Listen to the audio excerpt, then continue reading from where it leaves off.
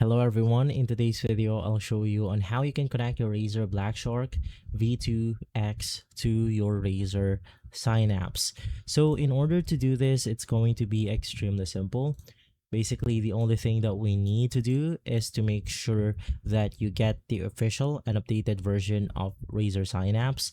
And basically, you just want to search for Razer Synapse on your browser, which is going to be the Razer Synapse 4. And from there, get the application for Windows if you're using Windows and Mac if you're using Mac on this webpage right here. And in order to simply connect it with your Razer Synapse, or basically the software, you just want to plug it directly onto the back of your motherboard. And if you're using a laptop, you want to go ahead and connect it with the blue colored USB port right here.